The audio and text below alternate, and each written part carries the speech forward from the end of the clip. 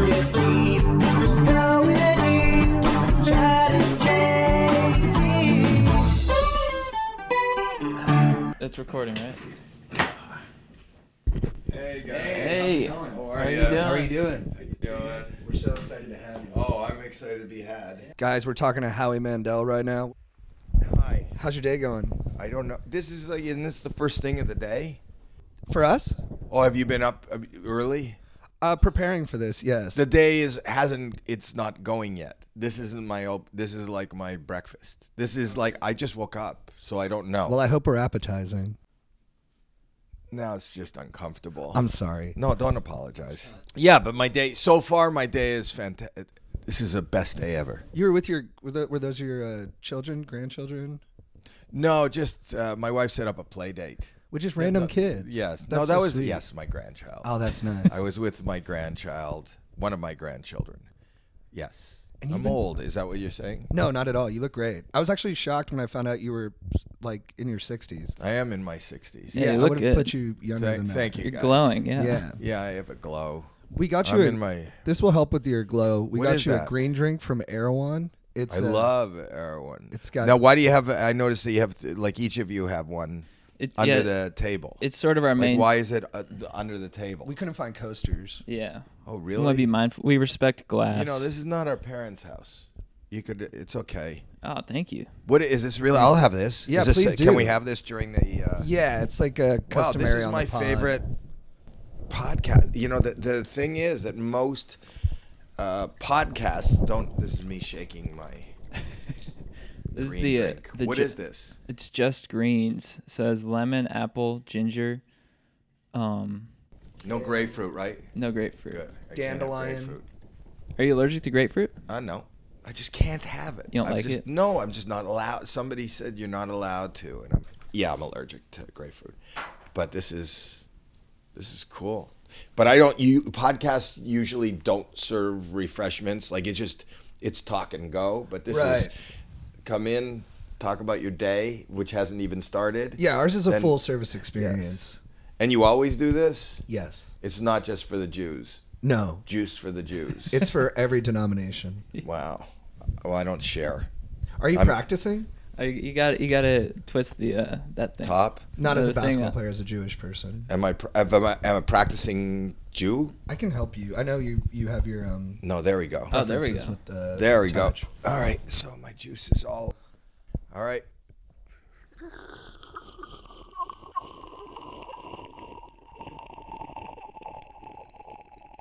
The ASMR crowd is loving this.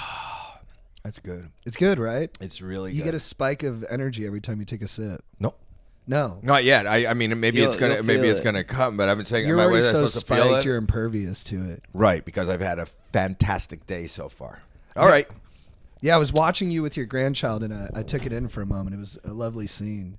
What was I doing? You were just watching them watch TV, Yeah. but it was picturesque. It was like a Norman Rockwell painting or Yeah, something. I'm all about my grandchildren. Had I known how cool that was going to be, I would have done it a lot sooner. How many do you have? Grandchildren? Yeah. 2. 2. Cool. 2, yes. I'm told. And you've been married for 40. incredible. It is incredible. What do you attribute that long-term stability to? She will tell you. I'm not here a lot. Okay. And when she says the more that I'm not around, the more she loves me.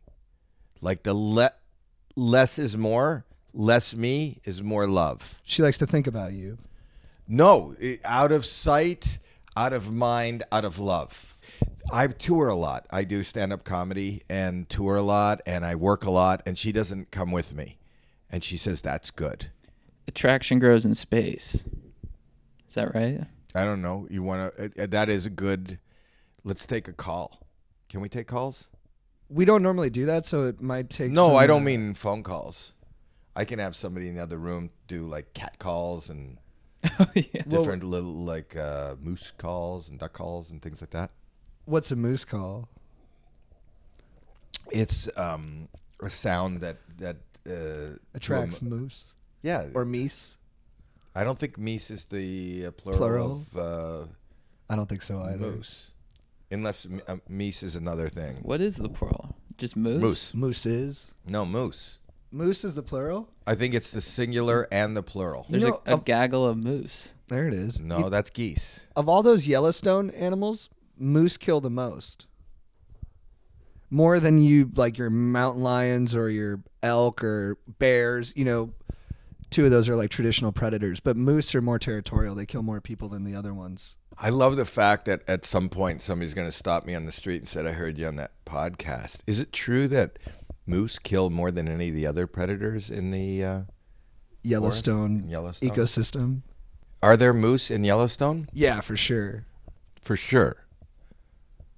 Because Yeah. I'm from Canada and it's very prevalent in my country, but I didn't know that there's moose down here. Oh, yeah, there's I moose might down be- here. Yeah? Yeah. How many? 25,000? Wow. All right. Yeah, we're cooking. I think we are. Should we start at the beginning in Canada? You were kind of a enfant terrible in a high school, right? It's French for not acting nice. Yeah. I don't know that I was. I got diagnosed later, but everything I've ever been punished for, expelled for, gotten in trouble for is what I seem to get paid for. But I have a real, now I'm in therapy, so I have a real, I have Me too. horrible, ADHD and anxiety and OCD. I've got almost the whole alphabet. So I was not one that could come in at 9 a.m. and sit there till 3 p.m. and even hear what was being said at the front of the class. So I took it upon myself to cope, and the way I coped was considered bad behavior. What was some of that bad behavior? I just had fun. I just wanted to laugh, so I would hire. During lunch, I'd hire a contractor to give a bid on putting an addition onto the library, and didn't tell anybody. I didn't have any friends to tell anyway, and then sit in math class and watch a guy out in the field measuring, and then watching the principal go out to the guy measuring.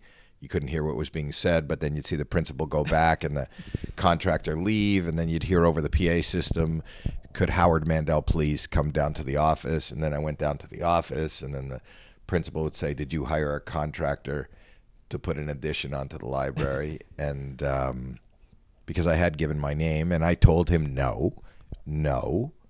I was getting bids. I was getting 3 bids. I'm not irresponsible. Right. So then he said, wait here. And then he called my parents, and my parents came in, and then it was just fun for me to sit there while he explained to my parents that I hired a contractor to put an addition, as if my parents were supposed to say, we told him never to Put an addition. Yeah, when does that even come up?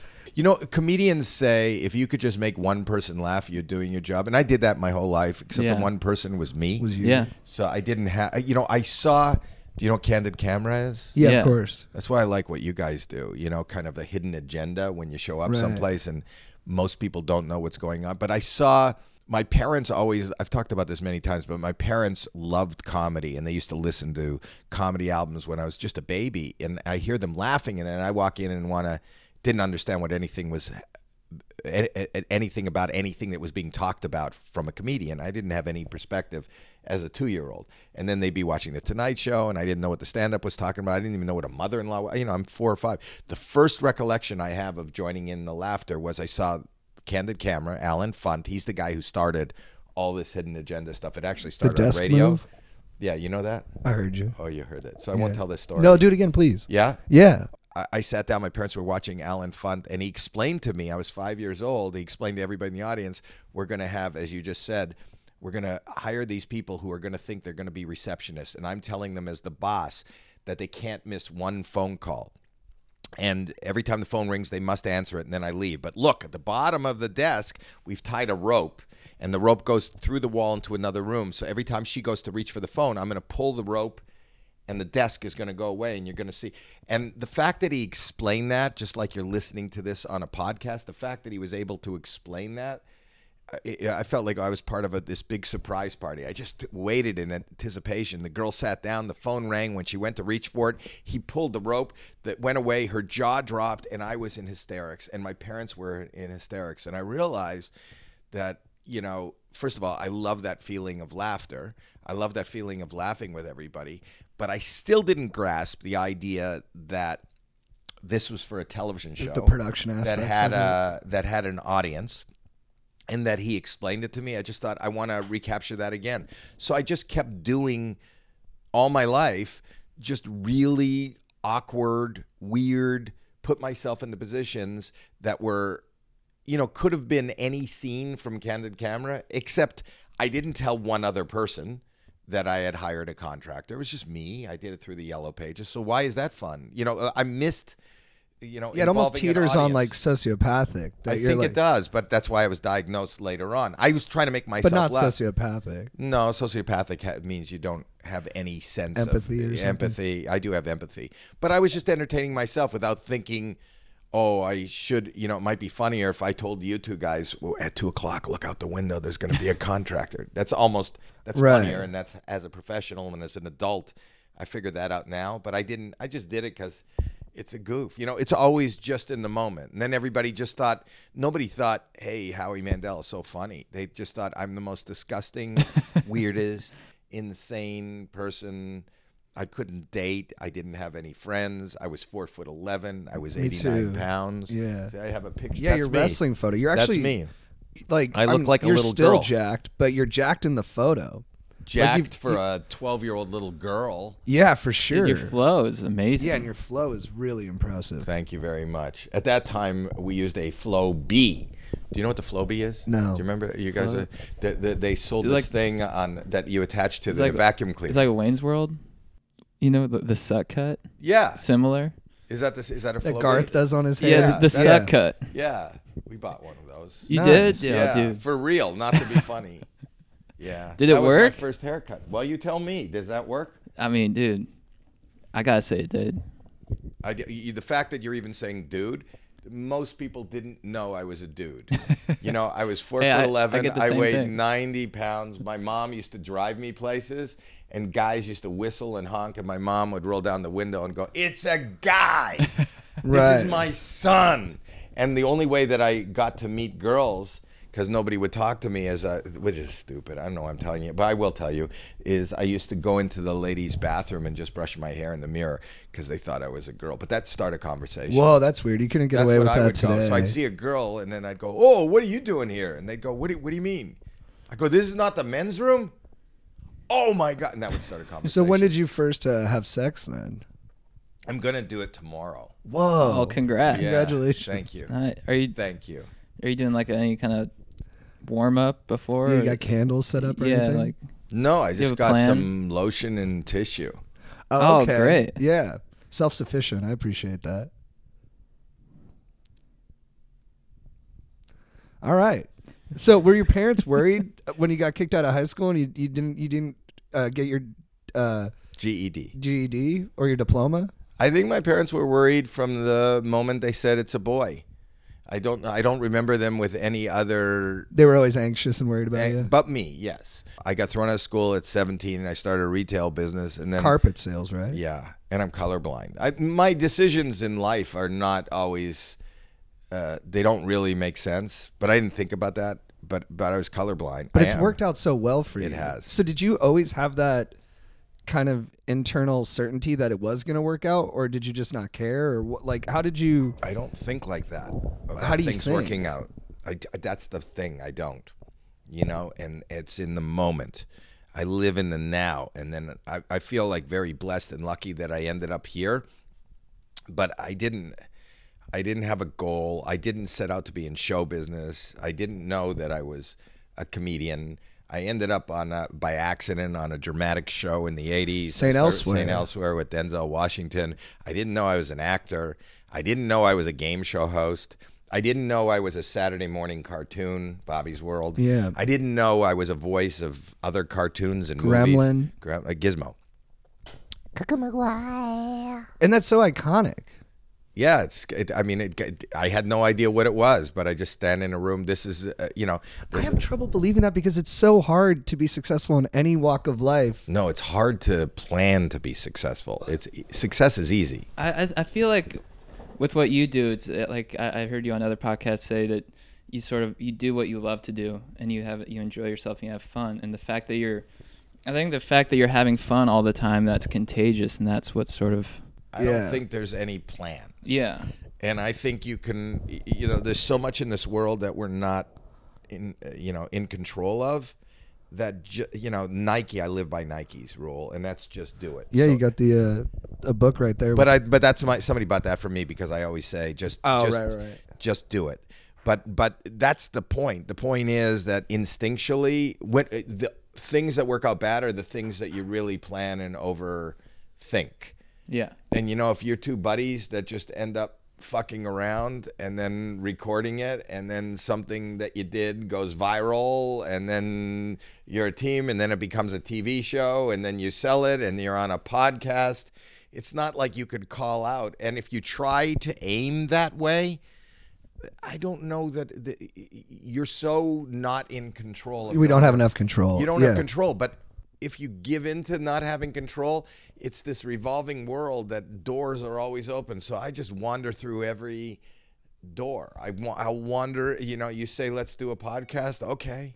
Yeah. You're say, up for let's it. do it. I'm up for I'm here, so I'm up for it. And that's how my whole life is. That's kind of like with us, like Paul Walker statue or house parties. Like, we didn't foresee the nation being like, we also want a Paul Walker statue. It's like, we just love Paul Walker because we love his hair and his tan. And his altruistic spirit. The way he looked in real life when he was alive, or you're talking about his hair and his tan on the statue? Both. We intend because I think the statue is a little. He's got a different complexion than he did in life. Well, the statue, we considered putting human hair on the statue to give it the texture that his actual, that's closer to what he actually had. Right. But it just looked weird. So on like the later versions that we have, it does have a little bit of the Greek hairstyle. Right. They see like an antiquity sculpture, but I think it's going to work really nicely and be it's going to honor him and what his due was. You see what you're doing, though? That's the point. The point is that whether he is honored by it or whether it turns out to be everything you thought it would be, just got to take chances and do it. You're just doing it. Yeah. You're just doing it. It's Paul Walker statue. Yeah. That's it.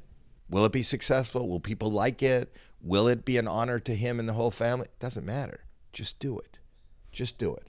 Because if you don't and you overthink it, a lot of things could go wrong. Even specifically with a Paul Walker statue. What do you think could go wrong? Well, they don't make his dong big enough?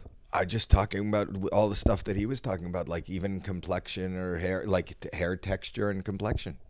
Man, to even picture that it could go wrong. Don't think about it. Just do it. Right. Yeah, Sorry. Just make it a bronze. If we don't like it, we can always topple it and put up a new one. For sure. So, like, you have so much stuff that you've done over your career. I'd like to go through some of it. You seem almost bored in your eyes. I'm not. No, I'm not bored in my eyes. It's just early in the morning, and I love that you're looking so deeply into my eyes. I go for hard eye contact. No, I know, but and you're able to read my emotions through my eyes. Yeah. So we should just do because nobody's done this on a podcast, but just a staring contest. I'm down. But I'm gonna keep talking as we do the staring contest. No. I think it should be just a quiet staring contest. Deep in the connection. For maybe no more than 10 minutes. But for the next 10 minutes, people who are, I don't know where you're listening to this, in a car or maybe on some sort of device or your iPhone, just know we're staring deeply at each other. Do you ever find it hard to be a comedian and be a boss now? No is the answer. No, I'm not. But I'm not really. I don't think of myself as a boss. I think of myself. I get people to work with to help me do whatever it is that I want to do. So I feel like I have this. It's a good esprit de corps in here. Like I mean that genuinely. It's a good vibe when you use a lot of French. Yeah, I've polished up. Like Charlie Rose uses a lot of it. I think I borrow it from him. Yeah, because look how it's worked for him. Yeah, that's probably not the best reference. He had to use a for menage. Yeah. Yes, that's French for two of his coworkers. Yeah, that guy was not doing it right. No, but his interviews are great. That's how he got the menage. Yeah.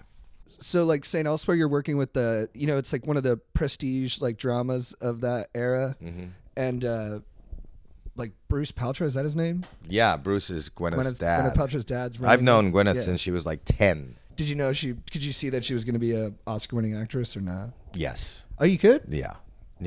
I could look at most 10-year-olds and know exactly what they're going to achieve, what they're going to, and how people are going to perceive them, and what awards they'll win, what accolades they'll, acquire, and I can get within, I'd say, $20,000 of their income bracket. Wow, you're so uniquely gifted. Once somebody turns 10. Did you tell her that when she was 10? Like, look, No, you're going to she be in knew. 7. It's like when I did Deal or No Deal, and I knew knew that 7 Meghan was Markle coming. was going to be a duchess. Right. I knew that. Yeah. Right away. When she opened the case, I went, oh my God. Does that almost make life boring that you know what's going to come to pass? You know that I'm being facetious. I don't know anything. I was I don't playing even know. along. I know, and so am I.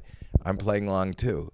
The problem was that I stopped playing before you did. Yeah. But I like that. I don't makes perceive the that as a game- problem. It's not a problem. I'm just trying to. But just because you're playing doesn't mean I can't play with myself. It's almost like we were playing tennis and then you just dropped the racket and just went and we're like, no, now we're Just get playing something to drink. basketball. I'm just going to Yeah. get some green juice. Wait, so you're on St. Elsewhere, and so did you know Denzel Washington was going to be Denzel Washington? Like, No, Denzel Washington was in up until that point, besides doing theater and stuff, I knew he was in a movie comedy, and the comedy's called Carbon Copy, and it's I never even heard of that. go look at a clip of Carbon Copy.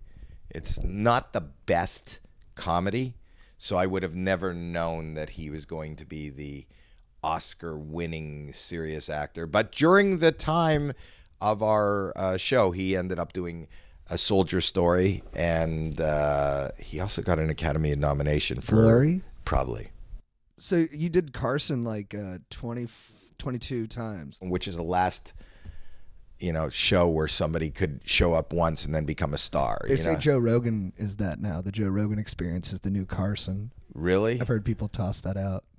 Really? So somebody gets heard on Joe Rogan, somebody totally They can break you unknown, to and then they end up with their own film career? Well, it's like with like Theo Vaughn. Like he's always been known, but when he went on Joe Rogan a couple times, he got a huge spike. Yeah, well, I know Theo. Well, I did a listen, show. yeah. I Doing did. the Can of Camera show with you. He did deal with it with Yeah. me on TBS for 3 years, Yeah. but he's really funny. Oh, yeah, he's super hilarious. funny guy. He's one of my favorites. But I saw you shook Carson's hand when you came out. I know people I must know. fixate on you, like when you do shake hands. When I was you shaking don't. hands at that time. That was in the 80s.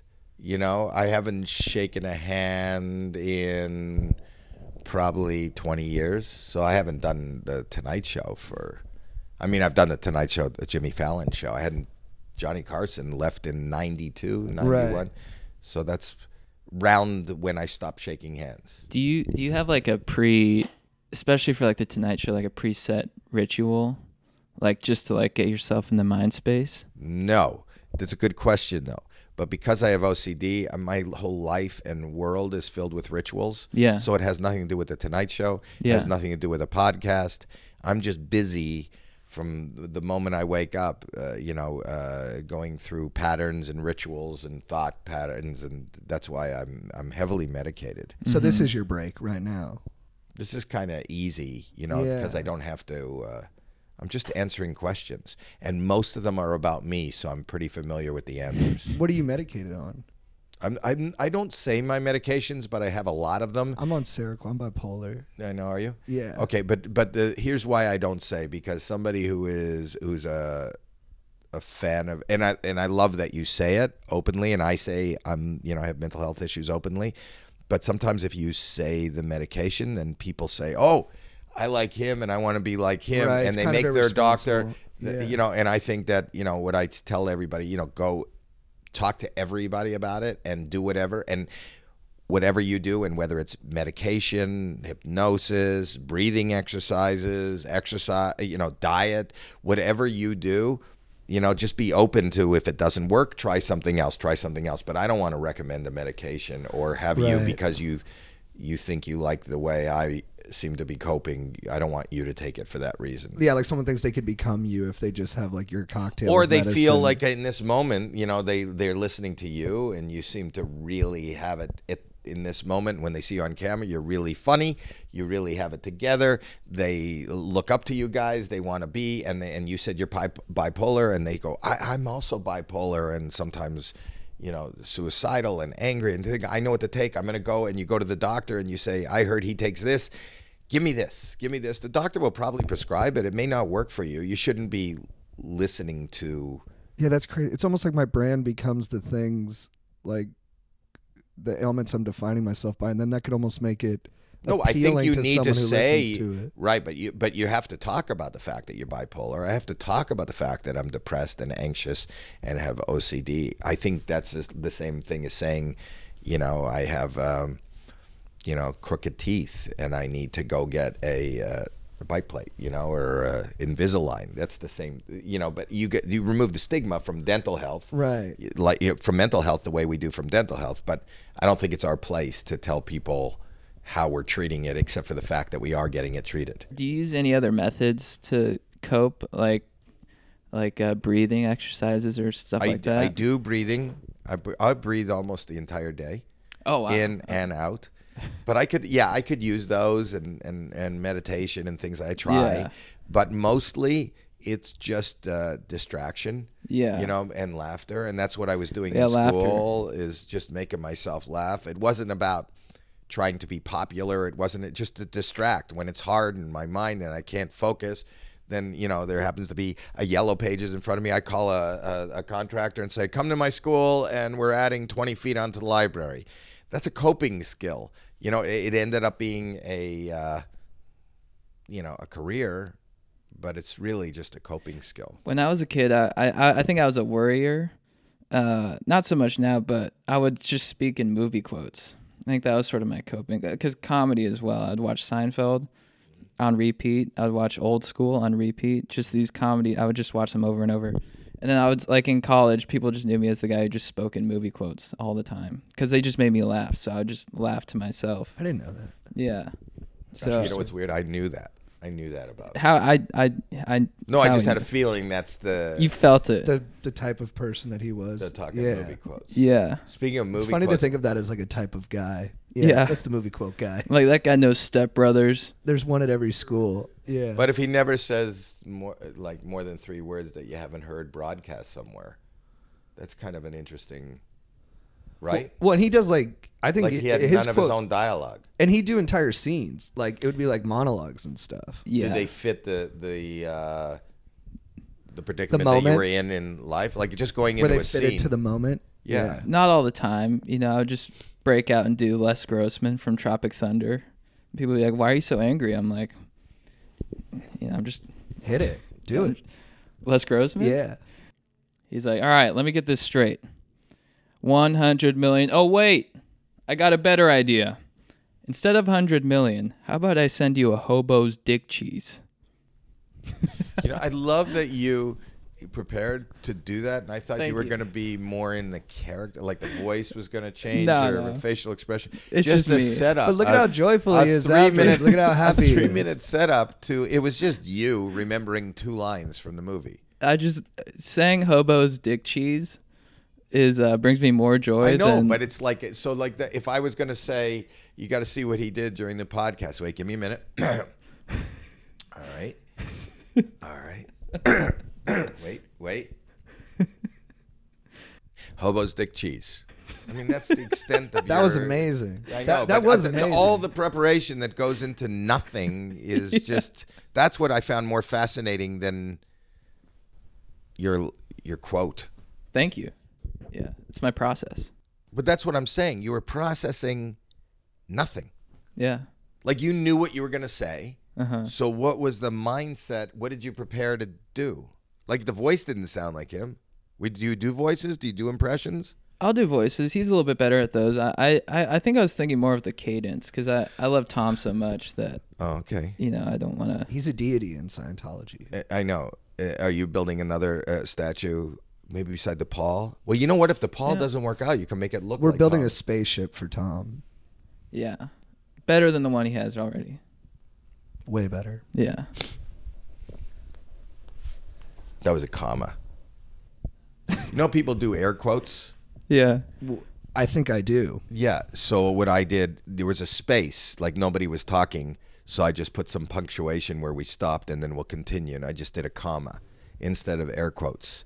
I like punctuation. And I Me love too. air punctuation. But how did you learn punctuation when you dropped out of school at like I didn't 16? drop out of school. They dropped me. I'm What do you sorry. mean? You didn't know punctuation before 16? I my still grade out as contention- like an 8th grader in terms of my grammar. So my contention is this at this point in my life. Everything you learn up to 4th grade is useful. Everything. Add, subtract, multiply, divide, read, punctuation, pictures and my colors. After that, I don't use anything. Unless there's a specific skill, I don't think you need to get an education. Is that a bad thing to say? Yeah, it's a horrible thing to say.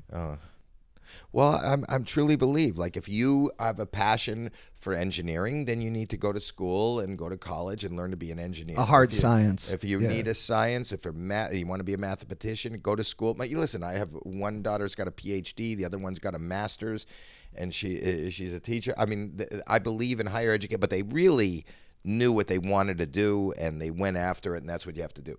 From about 4 to 12th grade, I don't know that there's anything that I learned there that I use today. Yeah. I've found more of my education, the stuff that I found useful, comes from YouTube today. Like after college, that's when I was like, ooh, I love learning. He's autodidactic. Because in college, I was like a philosophy major. My dad's like, what are you going to do with that? I'm like, I'm going to monetize my college self. That's what I told my dad. I love that. Oh, well said. And that's what happened. Yeah, YouTube should be spelt YouTube. They like the University of Tube. Yeah. Oh, nice. See what I'm saying? Yeah. Did you ground your kids ever? Because you were always in trouble, so I'm curious to see how, like, if you're. Yeah, I was a really, and you could ask my kids. A lot of them are here. Yes, I was very. People wouldn't know that, but I was the disciplinarian in the family, and you know, my wife was a lot easier on them than I was, and I was pretty conservative too. And I didn't allow them to come see my show until they were 18. I saw it when I was a preteen Well, you're not supposed to. in Vegas. Well, You were great. Well, thank you, but you're not supposed to. First stand-up show I ever saw. I know, but you're not. It wasn't child fare, especially for a 13-year-old. I don't. It's not like AGT or Deal or No Deal. My language is. Your parents took you? They would show me movies about like molesters when I was like 7. My mom was like, "Why are you showing them this?" My dad was like, "They need to know." Maybe you're not bipolar. Maybe this is just a rough upbringing.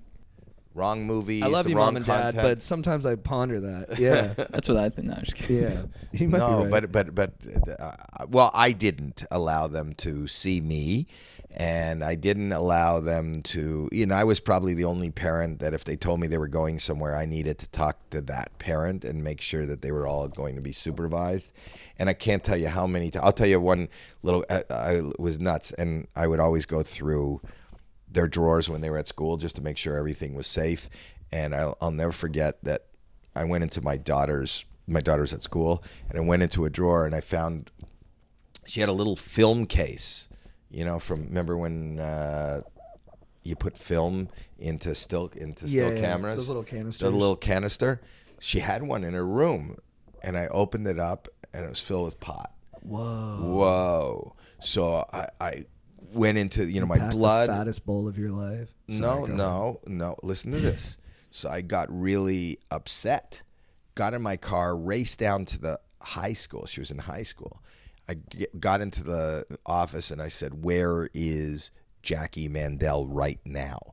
And they said, "Well, she's in history class." And where is that? This room 214. And I just took off, and I can hear the people in the office, you know, "You can't, sir, you can't, please, hey," and they're chasing me. And I went up the stairs, and I went down the hall, and I got to the history room, and I look in the window, and the class is like taking a test, and I can see my daughter in the second thing. I just opened the door, and I pointed at her, and I went, "Jackie, you come with me."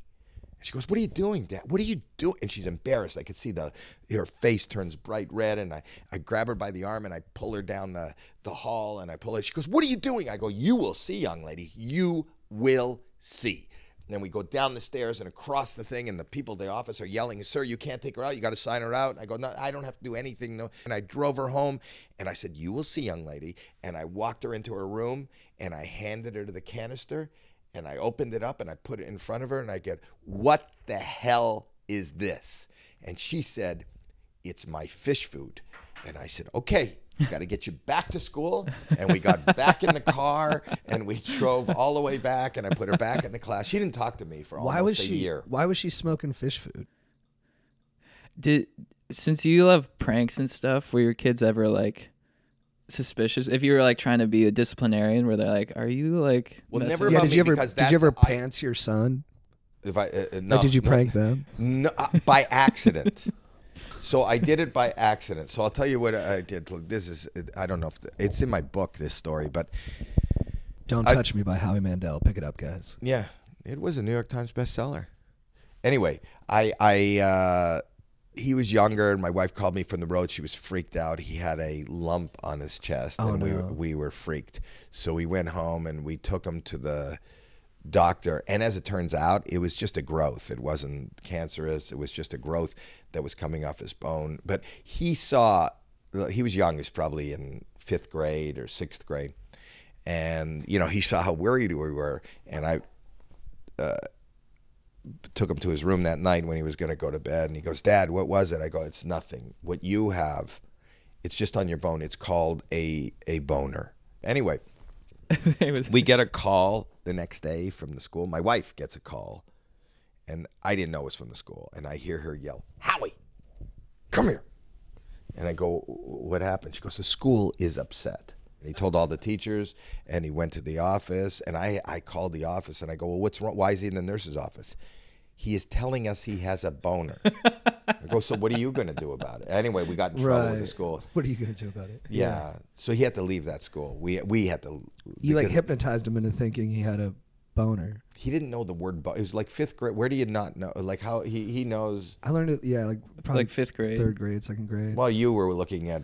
I was over. molesting. Yeah, I was precocious. No, but your parents didn't care about what they were teaching or saying. in No, front it of was you. wide open, Yeah, I guess that. full optics. Yeah, this was normal. Yeah. Well, subnormal. But so that wasn't those My kind of mom's practical gonna be jokes. devastated Why? that you said our childhood was weird. Well, tell She your loves mom, you. and I love your mother. I think your mother had no control over how badly your father ran the family. Okay, good.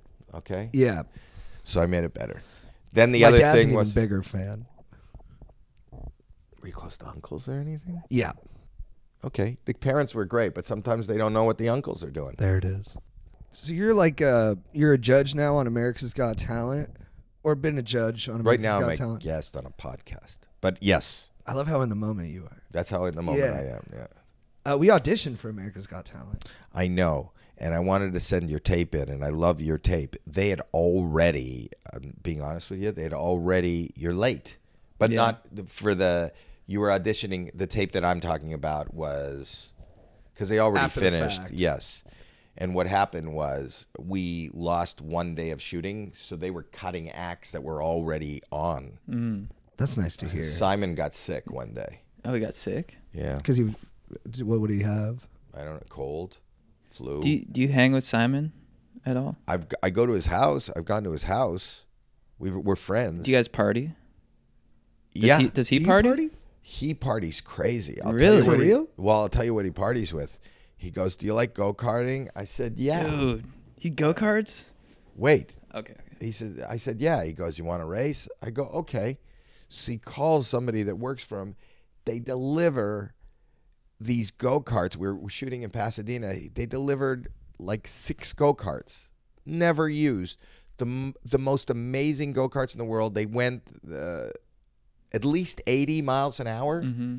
And then he called the cops to close off the streets. And on the streets of Pasadena, I almost died. On the streets of Pasadena, he go-kart raced with me. Whoa. For nothing, just because he wanted to play. It's good to be Simon Cowell. I feel like he's one of those guys who's like, on TV, sort of like A dick. stern guy, but then in real life, no, this he's guy- like a this guy's- 7-year-old. Yeah, it's like He the loves- most fun. He's just having fun with all of He it. just Yeah. has fun, and he's actually much more sensitive than you see. Because if he's aware that somebody got hurt by some of his judgment, or if it's an animal or a kid, as soon as we go to commercial, he jumps up on stage and makes sure that that person's okay and not offended. And he's a good guy, and he's become a good friend. is it ever hard, like on Deal or No Deal or on America's Got Talent, to see people like have their dreams extinguished, or to see people like make the wrong decision on like a suitcase and like lose money that could That's the change hardest your life? thing, you know, and not only is that hard, you know, and devastating to see somebody who had an opportunity and then the opportunity kind of went through their fingertips. But more than that, it's a combination of empathy, of feeling really bad, and also feeling sometimes mad. Because when somebody tells me that, you know, I'll say, tell me about yourself. You know, I'm a single mother. I have 3 children. I've never had, insurance, medical insurance. I don't own a home. And then I say, you know, the banker's offer is, you know, $55,000. And without even a thought, they go, no deal. I go, what? $55,000 Right. is probably at least a couple times what you make a year. That's a guarantee. As soon as I say the amount, that's the guarantee. I know there's an opportunity that maybe the million's coming up, but just the fact that when you're in that position that she told me she's in, why are you taking the risk? So that's sometimes hard for me, and I end up talking to them like I talk to my own children, and that's why even my cadence on the show, I go, okay, here is the offer. $50,000. And I say it like that, not for drama. I want you to hear. The It's stakes. $50,000. And if you say no to that, you got to open up another 3 cases. Yes, the million's still there, but you could open up the million. I don't say that because I'm not allowed to sway them, but it kills me. So my real skill on Deal or No Deal is not to throttle somebody say. And then on AGT, to answer your question, by the same token, you see somebody who's talented or has an opportunity or has that 1 minute on stage, and you realize, like, what choice did you make? Sometimes it's just their choice. You could see that if they would have done something different, maybe things would have changed. So sometimes when I feel that they controlled their own destiny and it's obvious in front of me that they've made the wrong decision, that's heartbreaking. Yeah. Is there it's like super cynical of me, but is there also ever like a voice in your head though that's like when someone makes the wrong choice where you're like, oh, but this is going to make for really good drama or television? Because as we've pointed out, because I live in the moment, I don't say this is going to be good television and try to make it more dramatic or fight with somebody or point out the fact that they made a bad choice for good. Sometimes after the fact, where I just feel bad, somebody will console me and tell me, well, you know, the good news is it's probably good television. And I go, well, to be honest with you, I would trade that person having a better experience than 1 moment of good television. That's nice. Did you ever, like, when you first started doing AGT, were you kind of like nervous, like, am I going to be able to judge correctly? Right. More than that. More than that. That's so true. Yeah. Yes, but you know, my judgment, you know, judging is subjective or objective, you know, and I could tell you whether I like it, whether I understand. Listen, I'm not a fan of opera, but I understand that there's a whole audience for opera. You know, and that some people are really good at it. And if the note is flat, I can hear that it's flat. You know, if the note is right on and loud and a soprano, that actually hurts me, but I get it that you can hold that note. But the thing about... And talent kind of sticks out. But here was my thing. You know, all my life, that didn't exist when I started. So when I started and made a conscious decision to be in this business, when I show up on stage, I was trying to make people laugh. When I showed up on St. Elsewhere, I was trying to remember my lines and be true to whatever that character is. Or if I'm making voices, it was to do the voices. When I got AGT, it was the first time, like, I didn't have to recite a line. I didn't have to do a joke. I didn't have to, but maybe my opinion would not be the same as all the people. Especially when I started the show, we used to travel it more. So I would be in Dallas, and that would be a local Dallas choir or a kid. And I'd go, you know, I don't like that, or I didn't get that. And then 2,000-3,000 people in the room would be booing me. Yeah. That was what was hard, because anybody who's gotten to this business has gotten in to be accepted. Yeah. You know, and I'm just saying that I didn't like that song, or I feel like you could have done more. And they're just killing me. The audience is, I just had to get used to just acting as if, this is my 10th year on the show. For 4 years, it's 14th year in existence. For 4 years, I watched it on TV. Is I got to get into my own little bubble and pretend that I am, on my couch at home and do it exactly the same way. And when you're on your couch at home and you're watching somebody, you'll go with no qualms. This sucks. Like, that's not even... That's totally off tune. That's just not, or it's a juggler who's missed every ball. What are you doing? Like, did you not practice, or did nerves get to you? So those are the kind of things you say. I just try to be comfortable in my own skin where I am and not be concerned about entertaining the people that are sitting behind. It's hard. It's hard to do.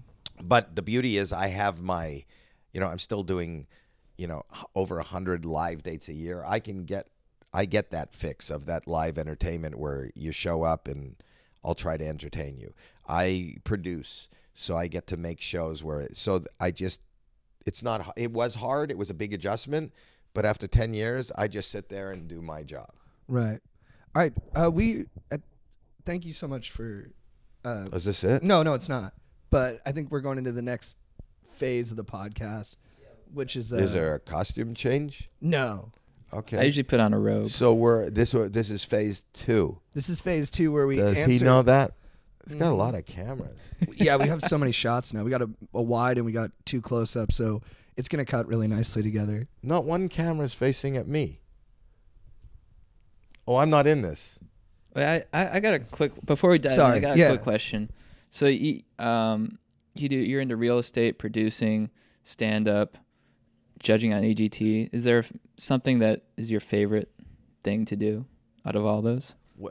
I like doing everything for a short amount. I don't have a good attention span. Mm-hmm. So the point is, like, I'm really enjoying this podcast, but it'll be really, I am. That's but awesome. at a certain point, I'm going to get bored of it, and then I'm going to enjoy the beginning of the next meeting. No, you won't get bored. We'll keep you excited. Okay, For a but little I bit don't know. longer. What was good is I'm not bored yet, and yet you're moving into phase 2 before I get bored and before I get tired of it. I don't know what phase 2 of this podcast is.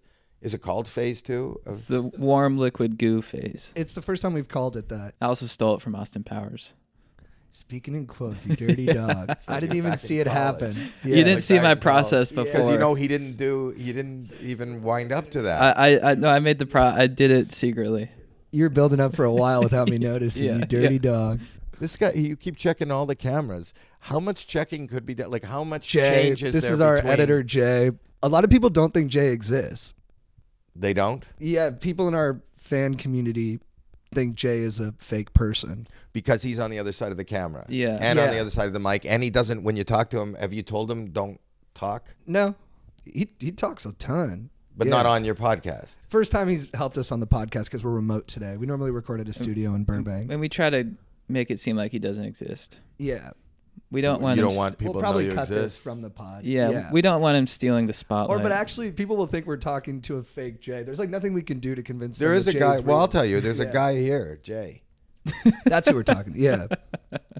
Do you sometimes wish that because you're in like the pranks and all that kind of stuff, and now we have like YouTube and Instagram, do you sometimes wish that you had come up in this era of digital media so you could like broadcast that more? It's fascinating to me. Yes and no. Again, it all goes back to thinking. I don't think back as much as I don't think forward, but I would have a lot of fun. Yeah. And you would've I'm been not saying famous it at, was like, harder, 16. but it was the timing was good. But when I came out here, you just had to get to the Comedy Store or the Improv, and then every network was there. You were seen, and you got a job, and you made money, and But it's harder today because we were talking about Johnny Carson before. That could launch you if you can get on that show, and I got launched actually from the Young Comedian special. I did Jerry Seinfeld, Richard Lewis. You did your research. I did. Yeah, so I watched it. It's great. Okay, so I did my first stand up there, and I got launched. There isn't a place. I mean, you say Joe Rogan, but I don't know that there is a place where you're guaranteed. I knew that if I can get spots at the Comedy Store, I promise you would be a working comic if you can get spots at the Comedy Store. I promise you that if you can get on the Tonight Show, you're going to make a living that year. You are, as a stand-up comic, you will make a living that year. There's no place like that now, so the opportunities are endless now digitally. in there. It just happens. But the beauty is that everybody's got that kind of that equal playing field. Yeah. You could sit at home alone in your underpants on your bed and become the biggest viral sensation ever. Was it competitive at the store? Crazy At the Comedy competitive. Store? Crazy competitive. But at that time, that was like the mid to late 70s. Letterman, Leno, Pryor. How'd you get spots? On an amateur night, I went up on a dare in Toronto, and then I was out here doing business. Are you leaving? Are we leaving? I've never. This Jay, is don't turning talk. into like a Christian Bale from Terminator No, situation. it's really funny. How come you can't it's talk? fucking distracting. Yeah. No, it's not even distracting. I just find there's a lot of. All right, so we've teased it. Let's get into phase 2 of the pod, Warm liquid goo. which is we answer questions from the Stokers. Stokers are people I know who how listen to the to podcast. follow you. Cool. I, First question. What's up, Sultans of Stoke? Gonna start with one of my favorite fun facts. Did you know Ajax was a Greek warrior known as the strongest warrior in all of Greece? And one of the slogans for Ajax dish cleaner is stronger than Greece? Got a good chuckle out of that one and thought you would too. That is funny. okay. Any- Do you want me to answer it? That's not the question. That's just a factoid that he threw in at the Oh, I top. thought it's I thought when you talk about cleaning, because I'm such a germaphobe, any cleaning product that you bring up is. I thought that was specifically for me. No? No. Okay, then move on. Got a good chuckle out of that one and thought you would too. Anyways, I'm about to end my time in college and my Stoke tank is running low. Any advice for keeping the Stoke in the future? I am moving to San Diego after a blissful 4 years in Hawaii and don't think that I am equipped for a San Diego winter. I know that sounds like a weak problem, but after 4 years of nonstop board shorts, the idea of a neoprene wetsuit is bumming me out. Cloudy skies and below 70 degrees weather is not ideal. What are some out of the sun activities I can pursue to reach optimum levels of Stoke? So what can he do inside? I thought this was a lot. So what does the Ajax have to do with that question? I just think he thought we would appreciate that fact. It's a good fact. I think it's a Yeah. good. Well, so he imparted some, Wisdom at the top, because we try to. and then because he gave us that, he wants something back. Just something he wants to know. He wants some ideas of what to do inside because it's too cold in San Diego for him outside. Yes. But I would imagine if he's doing board shorts and now he's talking about neoprene, then he's talking about he's a surfer. Yes. Okay, so aren't you supposed to just pee if you It's a that, good that way you move. can go out? Pee in your You wetsuit, can dog. pee more. Yeah. Drink lots of And water. if it's more green really juice. cold, then I'd shit myself in a wetsuit, and Dude. that's like a cuddly blanket because it'll right. I heard Pat Gadauskas did that in Iceland. Whoa. Is that, what movie is that from? I was just this surfer Pat Gadauskas. Oh, He's sponsored by Vans. He's one of the Gadauskas. They're always frothing, like always stoked. So, I heard he just laid one down in Iceland. In the suit. Does it come out Yeah. the neck? I Like does don't it? know. If you shit in a wetsuit, My buddy Jimmy told me about a guy, who, it went through his arm. through his arm. Wow. It just came through the suit through his Well, arm. dude, Yeah, those are some that's- good options, and also try the California burrito. Yeah, Those are really good in San Diego. Okay. sour cream. I don't think we answered his question though. You don't think so? All right, next question. Sup, Chad and JT. I've been hung up on a girl for a while, and I would love to hear your thoughts on my situation. She's a total babe, but she has an old family friend, and we grew up together, so I never really saw her in a romantic way. In high school, she started dating one of my best friends, Mike, but she and I remained close and talked on the reg. As time went on, I felt myself growing jealous of my dog and developed strong feelings for this girl. Fast forward to a few weeks ago, we were in college, and my school played hers in basketball, so she came in for the game. While she is still dating my buddy, she was giving off serious flirtatious vibes and drunkenly said, "I wish you had asked me out in high school." I was taken aback by this and wasn't sure how to respond. The night went on and nothing came of it. I really like this girl, but out of respect for my dog, I've been apprehensive to pursue anything. Was this just a drunken blurb, or should I look further into it? Long message, I'm sorry, but I need some insight. Love the pod and Chad. Fuck Toby. Oh, nice. Wait, did he? Are they still dating? Yes. Yeah. Well, I think that It's hard. if I was him, I'd go to San Diego for the winter because there's so much to do inside to get his mind off of that woman. I think he's just got to, because she's staying, actions speak louder than words. What he heard are words, and the actions are, she's fucking your friend. That's action. Even though she said, I wish I would have dated you. So, San Diego, inside. Love that. I love that. Yeah, you gotta not listen to what they say, but watch what they do. Yeah. Actions speak louder than words. Yeah, I think it's gone as far as it should.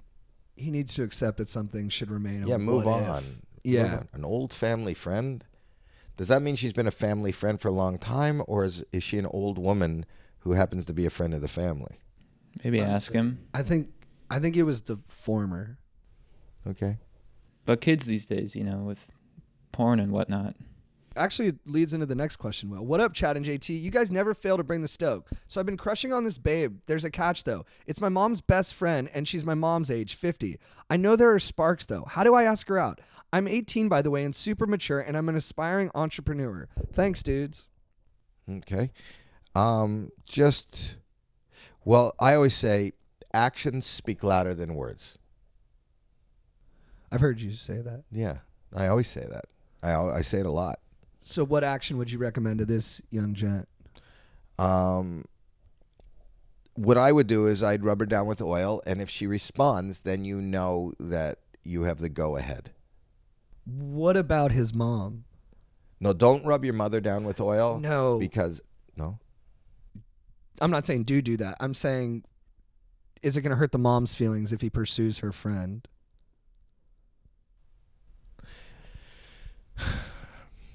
I'm thinking. The truth is, I appreciate that. I don't think you pursue. I think you rub the mom's friend down with oil. If she doesn't respond, then the mom's not going to get mad. The friend doesn't get mad because all you're doing is rubbing her down with oil. You can.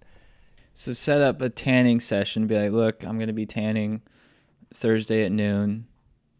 Come join me. I'm making grilled cheese. No. No? No. That sounded good to me. No, I don't think that you're making her go someplace. I'm saying it's not a date. Next time you see her, just what I would do is I would just carry oil with me. Next time you see her, even if your mother's there, rub her down with oil. Just Howie. What? Are we sure she wants to be rubbed down with oil? No, that's the point. That's how you, without using, that's action speaking louder than words.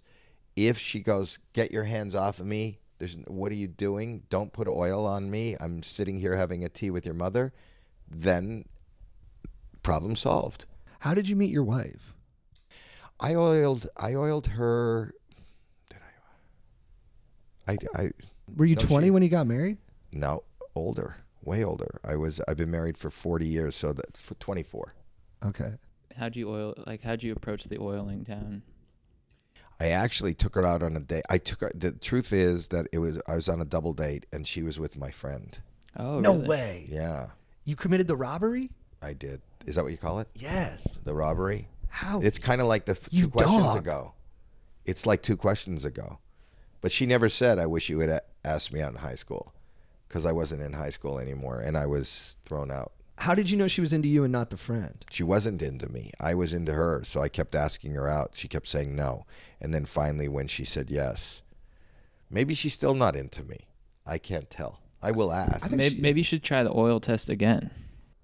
Was your boy pissed? Yes. The truth is, he's not my friend anymore, and because of that. No way, really? Yeah.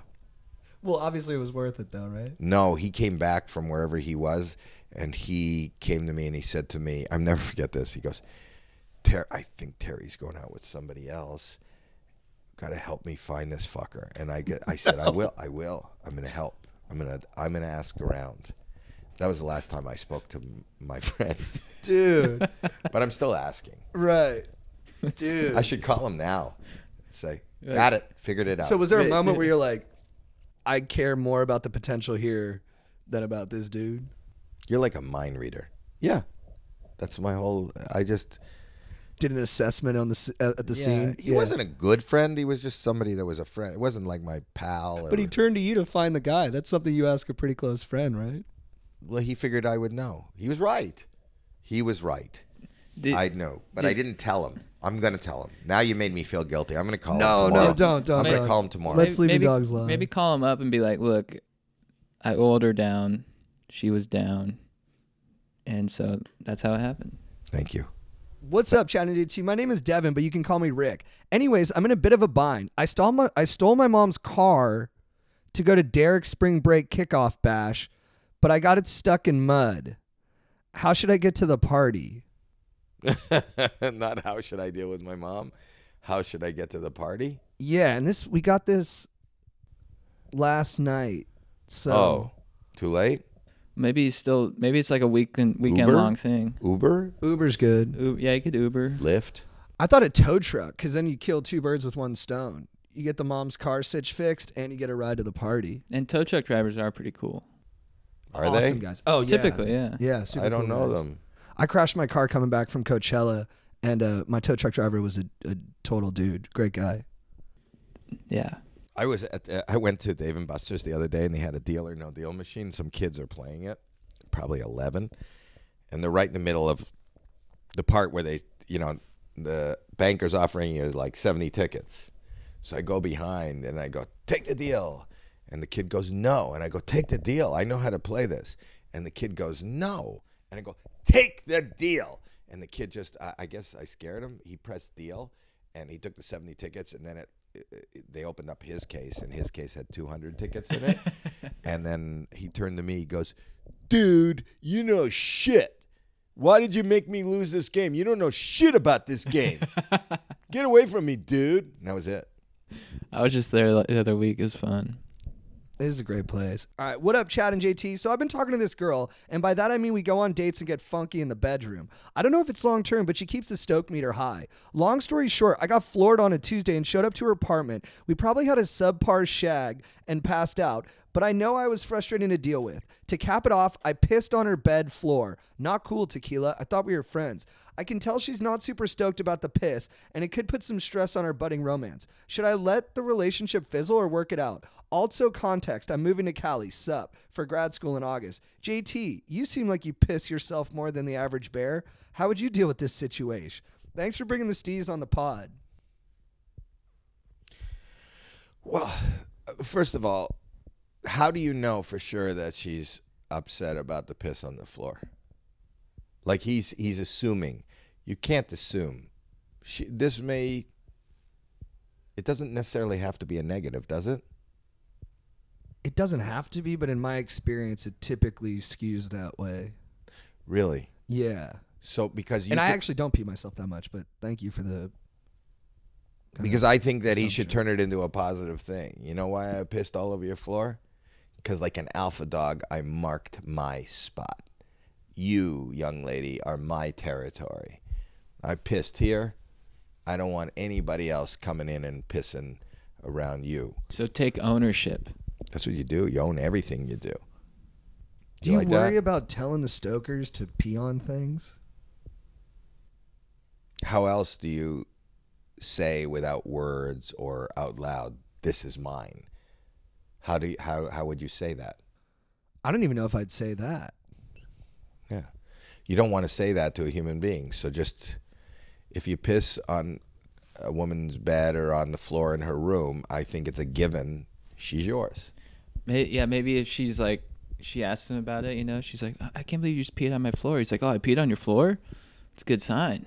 This is going to be a good relationship. That's right. Always turn it, see the like positive. I was obviously hammered, but in my subconscious, I know that I care about you because I pissed on the floor. You know what it means? Urine love. Call me a pussy. I'd get her flowers and just drop a massive apology on her. Really? Yeah. Hey, everyone's different. What up, stokers? I have a major problem on my... Hold on. A lot of your listeners have problems. But they're not real problems, your listeners. That's what our buddy Joe said. He's like, one time this guy, he was debating whether or not to like send a photo of his body to some girl. And Joe's like, sounds like bragging to me. You're asking us if you should send a photo of your body because it looks good. Sounds like bragging. Right. But they don't have another place to go to with these issues. And I think sometimes... You're here for the people. Yeah. You're helpful. Try to be. What Yeah. up, Sultans of Stoke? I only started listening to the podcast a few weeks ago, but I've crushed through at least 20 episodes so far. You have brought me into this wonderful world of Stoke that was lacking from my life before. Your dank attitude towards life and how you see it has my newly found Stoke levels higher than I thought was possible. My Stoke was non-existent for the last few years, and now I try to use your mission statement as my own to live life to the fullest. You two absolute babes have made me look at life like an orange I got to squeeze all the juice out of. I would love to rage with you guys one day. But to my question... I've been with my girlfriend for a couple years, and about a year ago, I came to terms with my sexuality and accepted that I'm bisexual, but she doesn't know this. I've never told anyone, and I don't want to be public with it because I only want to date girls and don't see myself with a guy other than boning. Though I feel like I should let my girlfriend know because I want her to know all of me and because I see myself marrying her. Though she's told me in the past she doesn't like bisexual guys. She doesn't have a problem with them. She just doesn't like the idea of marrying one or dating one. Her friend is bi and she doesn't find him attractive because of this. So do I tell her or just fly under the radar? And do I tell other people? Because I've never looked at any of my bros in that way and never would. And I just don't want my bros to think about me differently either. You just said it. You just said his name out loud. He doesn't want to tell anybody. Oh, I'll cut that. Damn it. I'll cut that. We can cut that. We edit a little bit. Do you? Yes. But he's so private, he called into a big podcast. Thank you for calling the podcast big. Isn't it? Yes. I was told is this not a popular, am I on a popular podcast? Yeah. Yeah. It's bigger than any podcast I've ever done. All right. If this is a big podcast and you've listened to it, please approach me in the street and say hi. Nobody has approached me. Dude, the Stokers. You see two guys who look like us with glasses and wigs on. If we say give Howie a shout out, They'll do it. your Instagram is going to be like, what up, Howie? Do that. Dash Stokers. Stokers? Give Howie a big shout out on Please. Instagram. Yeah, Instagram's fine, at Howie Mandel. Give him a big what up. Or at Twitter or Friendster, MySpace. Grinder. How's your MySpace doing? Not on Grindr. But I'm trying that to. he is. Yeah, that's what I'm saying. That's where the back to the. Yeah. What should we do for this dude? I think that lying to your girlfriend is a good policy. Do you really feel that way? No, but she doesn't like. You want to keep her, but you're bi, and you don't want her to say bi, right? Yeah. So I'm trying to think of a solution. If you think that she might find out, does he think she might find out? I don't think that's his How concern. does he keep it a secret? I think he doesn't feel good feeling like he's suppressing something. And if he's going to be with this person, he wants to share everything with them. That's how I wants think to about marry the ideal her. relationship. Yeah. He wants to marry her, Yeah. but bone other men. No, I don't even think he wants to bone other men. I just don't think he wants to hide a part of himself from the person he's supposed to trust the most. All right. He should say, I'm about to open up to you. And when she goes, what is it? He should stand beside her bed and pee on the floor. See how she reacts to that. If she handles that in a very calm, kind of adult way, then I think the coast is clear to tell her the rest of your secret. Do you have like proclivities that you keep inside that you like don't share? No. You share them? I share everything. I go to therapy. I share I don't have any secrets. I think people know that I'm, fucked up. But that's okay. But it feels good, right, to get it out. It right? feels To not- good. No, we're only as dark as our secrets. Right? I just try to remove. That's just part of humanity. If we're human, we all have, issues and shades and sides that we don't show. And just judging from 4 Stoker letters in phase 2 of this podcast, I'm not the only one with issues. And this is making me. Can I be honest with you? I know that a lot of the Stokers have problems, but they make me feel so good about my life. They do. They really do. Well, you're a high functioning dude. Well, honestly, how long is this podcast? I don't have to run. I'm not saying I have to run, but how long do you usually air for? Like an hour 45. Really? Wow. Time flies when you're having fun. You're having fun? No, this seems like a long time. Okay. No, I am. I'm having. That was the last question. No, I want to hear more. Give me another stoker. Tell me. I don't know what to do with that. That's a nice. I think he needs to be honest, and he needs to find somebody who will accept him for everything he is. Yeah, I agree. And I think that person's out there. I think he's also assuming how people will react. He's That's true, like, oh, she's gonna, and she might, but I'd give people the benefit of the doubt. Now we're into phase 3 of the pod. All right. This is past warm liquid goo, and then into. I can't think of the next one. And How long have you been doing the podcast? No, I'm just I'm trying to use Austin Powers terms. What's when he pees? Well, what's that called? I don't know. You All could right. get in the character. Get another take one. some Yeah, take your and, time. yeah, just from another movie. I just can't remember the quote. But Remember this one? the Not now. I'm trying to eat. what is that? Oh, that's just a movie we took at my wedding. This is for my wedding movie, and somebody was trying to record my aunt giving us her blessings, and she told the cameraman, "Not now. She's trying to eat." I gotta check that out. All right. Do you have one? Howie, do you think KFC's still open? What's that from? Old school. Oh wow. Will Ferrell. You drilled it. I got you with it. You It did. was realistic because you were Yeah. like, "Wait, is KFC still open?" And I'm like, "No, but And if there's a defining moment, you either define the moment or the moment defines you. Yeah. My dog. That's from Tin Cup with Kevin Costner. Wow. Written by the incredible Ron Shelton. All right, so we're in phase 3 now. All right.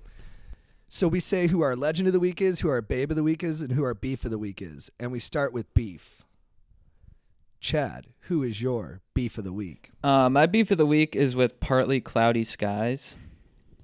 Weather, just make a decision. Either be sunny or cloudy. I don't like partly cloudy skies because I like to tan. It's one of my favorite activities.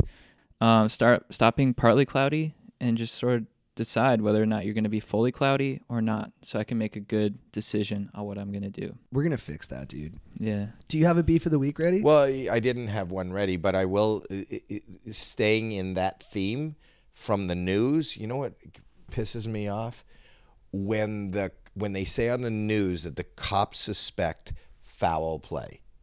I watch the news all the time, and they'll say, an unidentified body was found decapitated in the dumpster behind the house. Mm-hmm. What other kind of play couldn't be planned? It couldn't be legal, where you'll end up in a dumpster without a head. How can you suspect? It is foul play. It's not even play. It's just foul. And there's no suspecting. It is. That's my beef. That was Dude, good. great beef. So much passion. Well, it bothers me. Yeah. My beef of the week is with myself. Nice. I was on a date last night, and I was talking about some of the sordid mistakes from my past. You were on a date with yourself? No, I was on a date talking about myself, which I want to do. And it made me remember when I was super into webcam porn, and I used to do weird stuff with the ladies. And the thing that I don't regret the action. I'm not ashamed of that, but I just regret that that at that time I didn't think enough of my potential in life that might not be something that I want to have out in the world as like a can around my tail forever. It's not the action that bothered me. It's just that I didn't think that my life could mean enough to not want that to be something that defines it. Wow. So that's my beef. It's deep. Profound.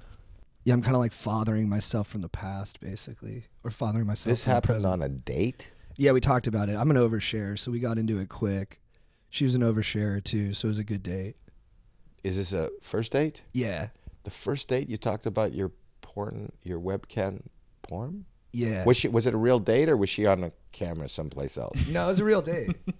I mean, real date? I mean, Were you in the same room is what I'm asking. yeah. Oh, yes, face to face. It was a. What, it was, was money exchanged? no. Wow. Yeah, I would never do that. Actually, person to person. How did you meet this person? Hinge? Sounds like it became unhinged. It's wrong. I just don't know. That's like, I would imagine. I'm happy to not date, but the thing that scares me about dating, if I had to date, was conversations. Because what do you talk about? And not everybody like you guys has a podcast, so they ask questions. So I don't know how fast I would get into. Is there going to be a second date? Is the question? I think so. Yeah, we had a nice time. You're saying we had a nice time, but she's not here to. You had a nice time. Oh, for sure. Yeah. You think she had a nice time? Yeah, she told me she did.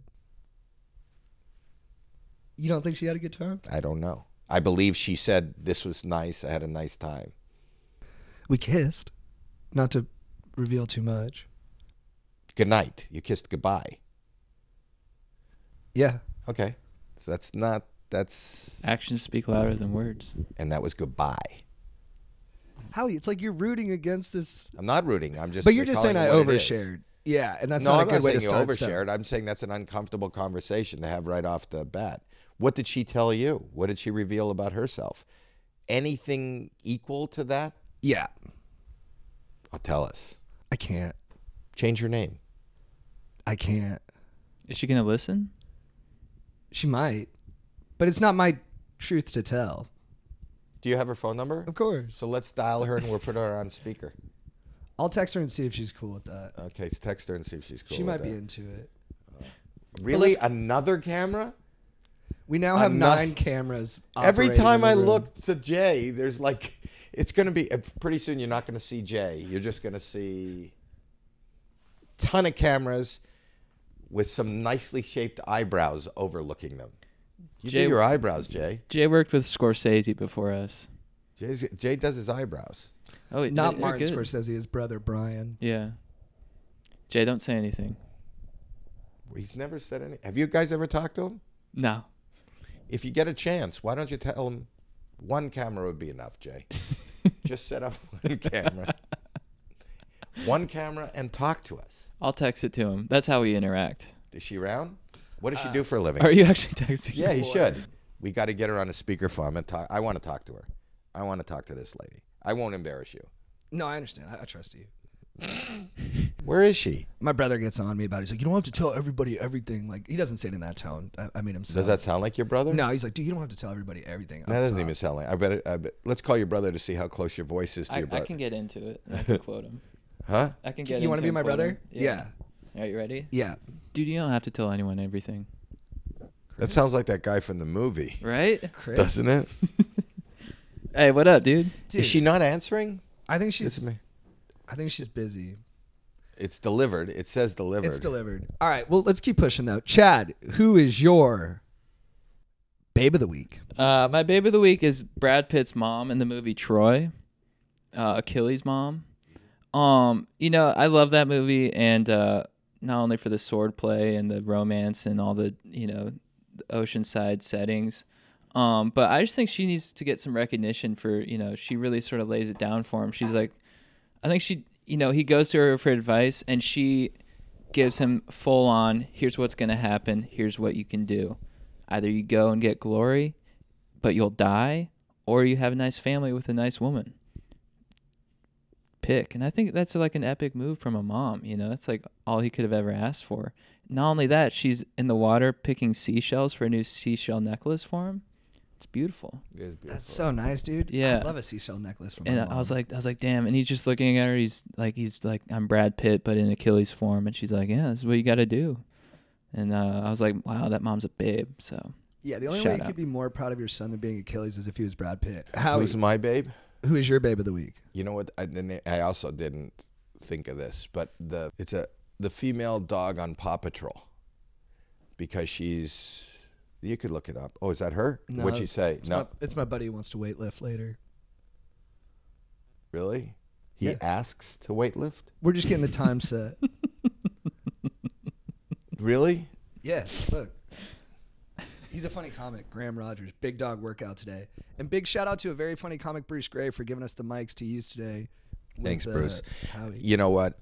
Super But funny, dude. you're gonna do weightlifting today? Yeah. What are you working today? What I think I'm going to do some chest and then some like plyometrics. plyometrics? Yeah. Anyway, I like the female Dog on Paw Patrol. That's my babe of the week. Nice. Because she's like heroic, yet a team player, and just nice.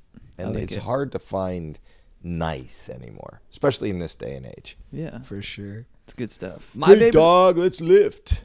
Big dog, lift. I don't have you anybody get that's it. ever. Dude, we should go lift together. Yeah. How often do you lift? Like 3 or 4 days a week. Yeah. Really? I'm trying to do it more. Keep up with this dude. Freaking You're a beast. lifter? No, I bet he's shredded. just run. I run. You run? Yeah. I do sprints, but Just a I short do run? about 3.5 miles of sprints. Oh, I do short runs too. I You do? run at the beach though, That's fun. but not along the beach, just toward the water. It's a short sprint. Yeah. And then I'm wet. Yeah. My baby of the week. I'll say my baby you of the say- week is her. give it to her. It was gonna be Stephen Baldwin because of that funny video he put out, and I love Stephen Baldwin. Right. But she's my babe now. Hello. Okay, Nicole. Here's the question: you went out last night. Was your first date with you two? I guess that's what you would call it. Well, how long into the date after meeting this guy did he tell you that he liked the webcam porn? I want to say 5 minutes, but that could be inaccurate. But I think it's around 5 to 15 minutes. Not even an hour. Not an hour for sure. It was the first 10 minutes we really overshared. You too?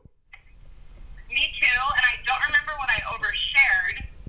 Go ahead. Yeah, over. no. Last time No. I had been to that bar, that I was with this guy who was touching me too much. Who was what? It was something like that. She went to the bar with an Argentinian guy who was touching her too much. Oh, you were being touched too much. But just saying, I went on a date where the guy was a little too handsy, and he goes, "Oh yeah, I have a story too. I used to play with myself while watching strange girls on webcams. I would spend over $2,000 a night, And guys once in a while. and guys once in a while. So that's just like your story about your date with a guy that was a little handsy. Sounds like It was an equivalent share, you know. Did you think it was a and let me ask you again, and I want to ask you because I want to see if his perception is the same as yours. Do you think you're going to see him again? 100%.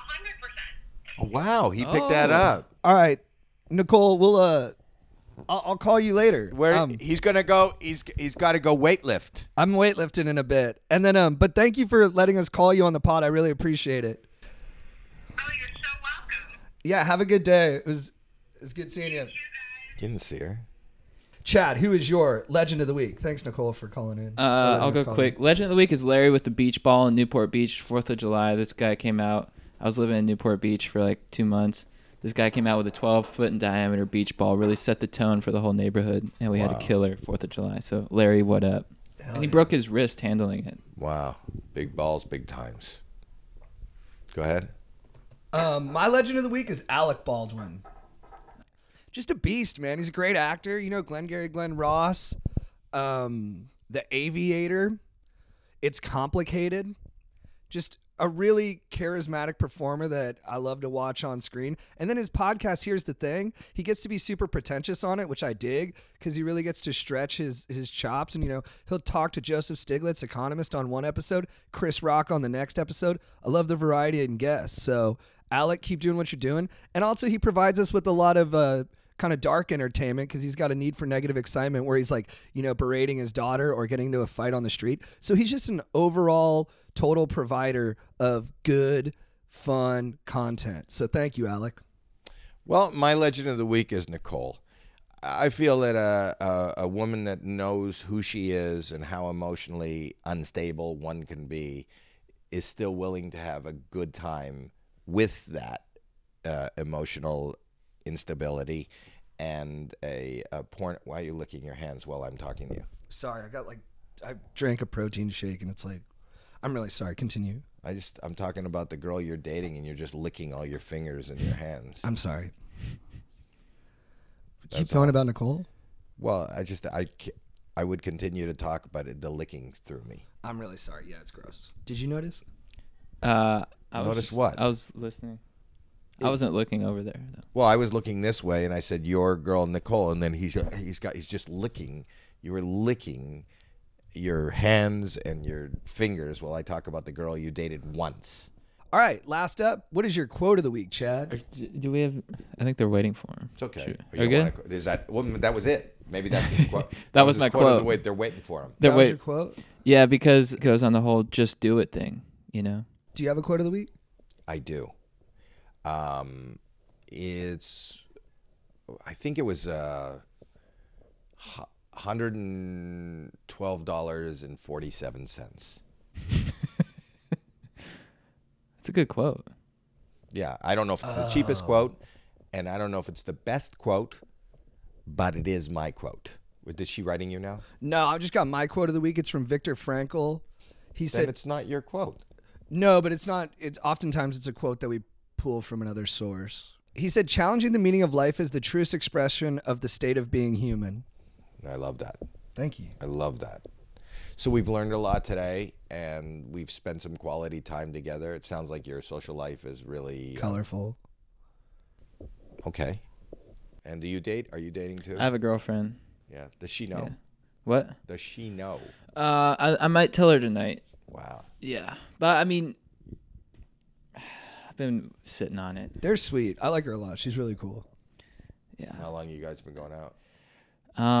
In my mind, 6 months. In her mind, probably like a week. That's great. Dude, this was so fun. Yeah. Howie, thank you so much for going on this journey with us. Okay. We'd you know love what's to come weird? back. When I go on this journey with you, I end up in the exact same place I started. Yeah. So that's the best kind of We're journey. at your office. Yeah. Right. Well, thank you. I give you guys. I'm going to give you 4 stars. Oh, thank you. nice. Is that what's 4 out how of many? 4. What? 4 out of 4. Hit me up on Instagram. Oh, and and Twitter. you have your specials coming out. Yeah, it was on Oh, Showtime, and now it's coming out on Howie other Mandel. platforms. Look for my stand-up comedy special. Howie Mandel presents Howie Mandel at the Howie Mandel Comedy Club. Who's your favorite comic all time? Richard Pryor. He's the best. Yeah. Stokers. That'll be episode 6. I love that there's no. Oh, that's it. You're just no. dwindling it down to nothing. I like that. Yeah. Is that how it ends? Is there a sting? Is there music? What are you shooting now, Jay? Just you. Well, that's cameras looking at me. Yeah, we're gonna have like a theme song at the end. Oh, do you have a theme? Well, actually, he kind of pulls. Other people's music? Yeah. I put like Can't a you guys sing interesting like fight or something at the end of the like I put like Bill O'Reilly's Freak Out or like a unknown song by this interesting musician Arthur Russell or like an inspiring like pregame pep talk from Aaron Donald.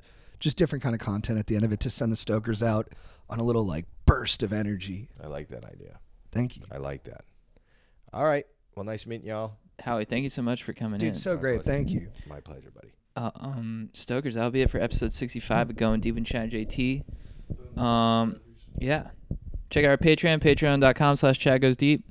See you guys next week. Thank you. That was fun, man. Thank you. That was fun. Yeah. You guys are good. Think for one fucking second. The fuck are you doing?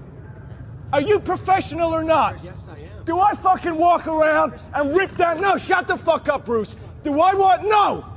No! Don't shut me up. Am I gonna walk around and rip your fucking lights down in the middle of a scene? Then why the fuck are you walking right through? Da-da-da-da, like this in the background. What the fuck is it with you? What don't you fucking understand? You got any fucking idea about, hey, it's fucking distracting having somebody walking up behind Bryce in the middle of the fucking scene? Give me a fucking answer!